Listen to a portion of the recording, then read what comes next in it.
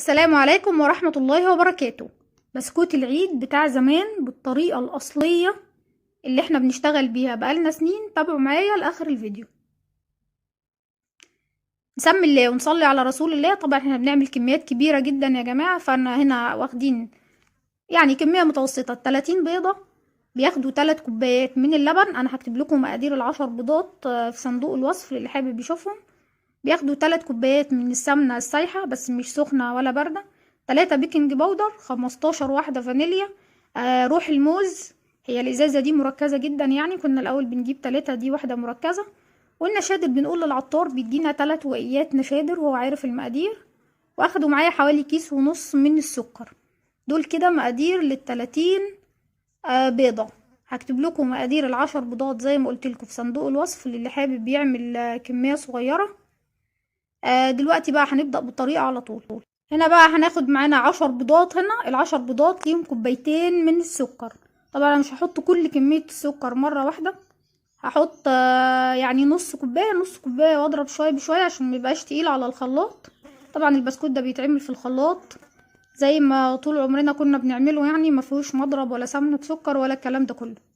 هنبدأ هنا ننزل بالفانيليا واحدة واحدة بالشكل ده عشان ريحة البيض. بعد ما ضربنا كل ال30 بيضة، هنا بقى هنزل عليهم بريحة الموز، وهبدأ اضرب شوية بالمضرب اللي هو بتاع الكهرباء. وزي ما قلت لكم زمان كانت الطريقة بالايد، ولا بده ولا بده، واحنا بنستعمل الاتنين. يعني نضرب كويس قوي. احنا لازم نتأكد ان كل السكر داب في البيض، ولازم برضو في الاخر زي ما قلت لكم نضرب بايدينا عشان نتأكد من الموضوع ده. وهنا بقى ايدينا هي المضرب الاساسي والرئيسي في الموضوع، فبنشتغل بالايد يا جماعة عشان بندخل هوا جوه البيض، يعني عشان ينفش كده ويبقى حلو. فبنبدأ نشتغل بالشكل ده. طبعا هو زمان كانوا بيشتغلوا بايديهم، يعني ما كانش فيه خلاط ولا اي حاجة، واحنا لحد دلوقتي بنشتغل بايدينا برضو اضمن يعني. هخلص ضربه خالص خالص، وبعد كده هضيف بقى السمن واللبن والنشادر. هننزل بالسمن ونضربها بايدينا برضو كويس خالص مع البيض واللبن والحاجات دي. طبعا السمنة بتبقى سايحة، ولا هي مش سايحة، سخنة سايلة يعني، بس مش خارجة من التلاجة ولا حاجة. بنشتغل بنفس المقادير، وال30 بيضة بنحط لهم نص كوباية من الزيت على 3 كوبايات من السمنة. الزيت عشان يخليه يتنفخ معانا كده ويبقى شكله حلو. نضربهم كويس مع بعض وكده يبقى لنا النشادر. اللبن هنا بتبقى دافية طبعا. بصوا اول ما بنحط فيها النشادر بتفور بالشكل ده، وكده النشادر دي نوعيتها كويسة.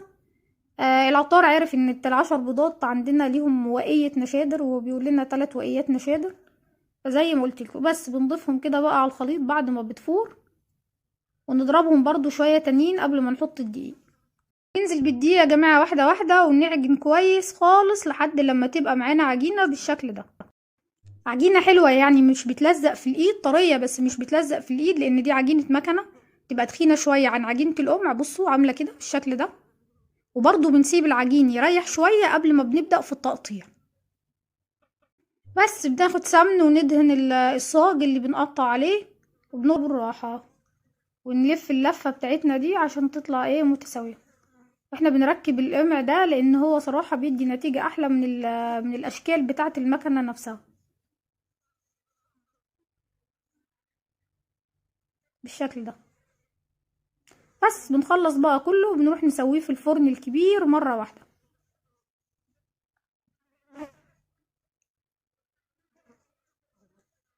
طبعا بنعمل كل الكمية اللي موجودة، ولو زاد بنرجع نقطعه تاني وبندخله الفرن الكبير بالشكل ده بيتسوى فيه.